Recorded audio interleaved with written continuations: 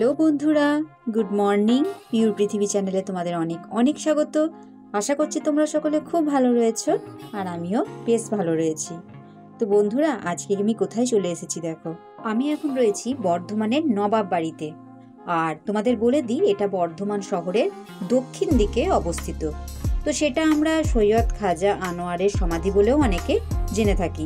ভেতরে ঢুকতেই দরজায় একটা বড় বোর্ড টাঙানো রয়েছে, আর তাতে লেখা আছে মকবেরা, তো ব্যক্তিগত সম্পত্তি, এখানে ফটো তোলা নিষেধ। আমাদেরকে কোনোভাবেই ফটো তুলতে ওখানে দেওয়া হচ্ছিল না, তো আমরা তবুও অনেক লুকিয়ে ছুড়িয়েই বলতে পারেন ফটোটা তুলেছিলাম। তো যেটুকু আমি দেখেছি সবটাই তোমাদের সাথে শেয়ার করব।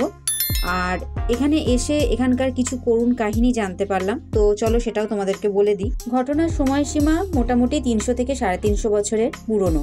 ঔরঙ্গজেবের মৃত্যুর পর তার ভাইদের মধ্যে যে অন্তর্দ্বন্দ্ব শুরু হয়ে গিয়েছিল, তার আঁচ এসে পড়েছিল আমাদের বাংলাতেও। 1698 খ্রিস্টাব্দে পাঠান সম্রাটদের মধ্যে প্রধান ছিলেন রহিম খান। তিনি বর্ধমান আক্রমণের চেষ্টা করেন এবং এখানে এসে ঘাঁটি গড়েন। তখন দিল্লির ফারুকশিয়ারের নির্দেশে তার দুই প্রিয় উজির বা মন্ত্রীও বলা যেতে পারে, একজন খাজা সৈয়দ আনোয়ার এবং খাজা আবুল কাসিম, তারা বাংলায় আসেন এবং যুদ্ধ শুরু হয়। রহিম খান বুঝতে পারেন যে তিনি যুদ্ধে পরাজিত হয়ে যাবেন, তাই যুদ্ধে পরাজিত হবার উপক্রম দেখেই তিনি দিল্লির সম্রাট ফারুকশিয়ারের কাছে আর্জি জানান আত্মসমর্পণের জন্য। কিন্তু রহিম খান ছিলেন খুবই ধূর্ত এবং চতুর লোক।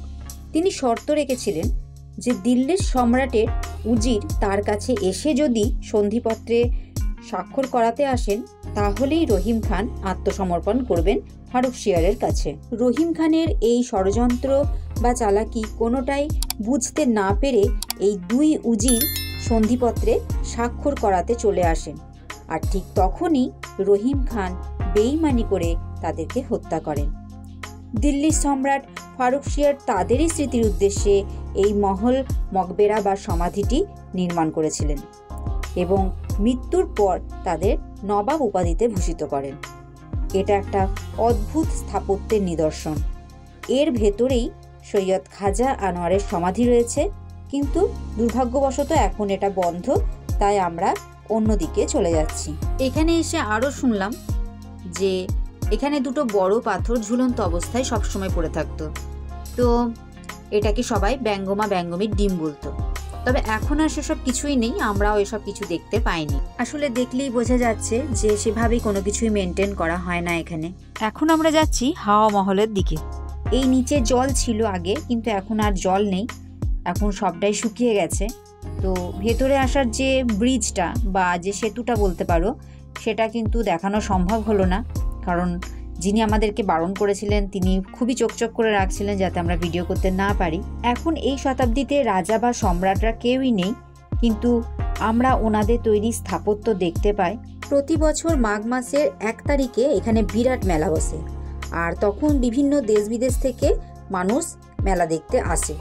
তো বন্ধুরা, আজকে কিন্তু আমার এই খাজা আনোয়ার সাহেবের সমাধি দেখে খুবই ভালো লাগলো, আর তোমাদের কেমন লেগেছে অবশ্যই কমেন্ট করে জানিও।